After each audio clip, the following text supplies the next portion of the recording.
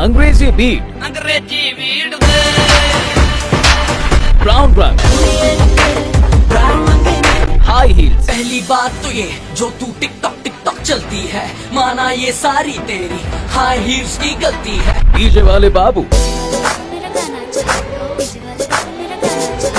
Mercy जैसे गानों पर आप कभी न कभी थिरकते जरूर होंगे। इनमें से कुछ गाने यो यो हनी सिंह ने गाए हैं तो कुछ बैड बॉय बादशाह ने। दोनों ही सिंगर रैपर फैमिली से बिलोंग करते हैं, बट फिर भी आज के टाइम पर दोनों एक दूसरे का मुंह तक देखना नहीं चाहते। ऐसा लगता है अगर कोई किसी के सामने गलती से आ भी गया ना तो कोई एक ही जिंदा बचेगा।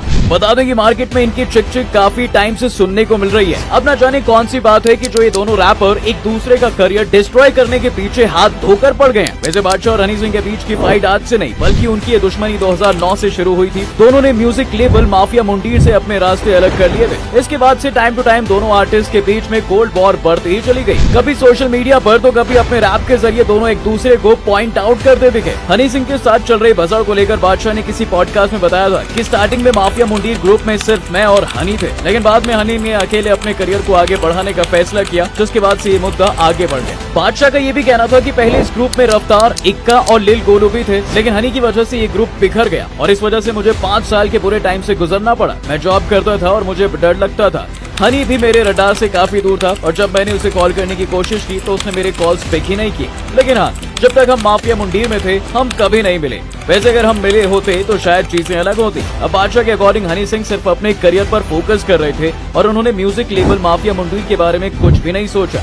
यही वजह थी कि धीरे धीरे करके इस ग्रुप के सभी लोग अलग होते चले गए। सबने अपने अपने गाने निकालना शुरू कर दिया। लेबल में रहते हुए गाने तो बहुत से बने, लेकिन उन्हें कभी रिलीज नहीं किया गया। खैर ये तो सब बहुत साल पुरानी बात है। बैड बॉय बादशाह ने ग्रे फेस्ट 2024 में अपनी परफॉर्मेंस के बीच में रोककर हनी सिंह के बारे में बात करते हुए कहा था कि मेरी लाइफ का एक फेज था जब मैं एक इंसान से जलन रखता था, लेकिन अब मैं उसे पीछे छोड़ रहा हूँ और वो हनी सिंह है। मैं किसी गलत फहमी को लेकर खुश नहीं था और मुझे ये एहसास हुआ कि जोड़ने वाले कम होते हैं तो तोड़ने वाले बहुत। आज मैं सभी को बताना चाहता हूँ कि लाइफ के उस फेज को मैंने पीछे छोड़ दिया है और मेरी बेस्ट विशेस उसके साथ हैं। अब हमारे बादशाह बॉय ने तो हनी सिंह से अपनी वॉर खत्म कर दी, लेकिन हनी सिंह तो आज भी उनसे भड़के बैठे हैं। ऐसा हम नहीं कह रहे बल्कि pop singer rapper Honey Singh ने खुद कहा है। जी हाँ, वो भी अभी रिसेंट में दिए हुए एक इंटरव्यू में हनी ने कहा कि बादशाह साहब एक बहुत बड़े अफसर के बेटे हैं और उनके पिताजी ने मुझे पैसे दिए थे कि मैं बादशाह के इंग्लिश एल्बम के लिए म्यूजिक बनाऊं। वो ऐसा टैलेंट नहीं जिन्हें सड़क से उठाया गया, वो एक बड़ी परिवार से आते हैं।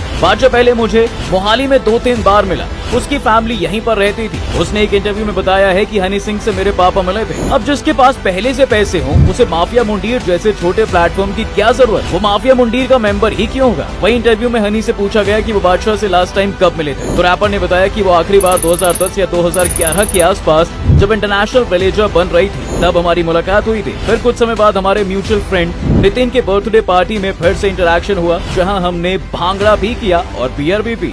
इसके बाद उनसे पूछा गया कि क्या आप दोनों के बीच नाराजगी है, जिस पर रैपर ने जवाब दिया कि नाराजगी अपनों से होती है, परायों से नहीं, और न ही किसी क्लाइंट से। वो मेरे लिए बस एक क्लाइंट है, इससे ज्यादा कुछ भी नहीं। खैर हनी सिंह की बातों से तो ये नहीं लगता कि उन्होंने बादशाह के साथ अपनी फाइट खत्म की है, लेकिन बादशाह तो अब क्लियर है। बता दें कि हनी सिंह ने 26 अगस्त को न्यू एल्बम ग्लोरी रिलीज की है, जिसमें टोटल 18 गाने। तो वही बादशाह के प्रोजेक्ट की बात की जाए तो उनकी नई एल्बम एक था राजा हिट हो चुकी है, जिसे दुनिया भर में 3 बिलियन लोग सुन चुके हैं। गानों के अलावा रैपर पाकिस्तानी एक्ट्रेस हानिया आमिर के साथ अपनी फ्रेंडशिप को लेकर भी लाइमलाइट में बने रहते हैं। तो दोस्तों आज की वीडियो में फिलहाल बस इतना ही। अगर आप भी ऐसे मसालेदार गॉसिप्स या किसी सेलेब्स की कहानी डिटेल में जानना चाहते हैं तो हमें कमेंट सेक्शन में बताएं। इसके साथ ही आपको हमारी ये वीडियो कैसी लगी बताना ना भूलें।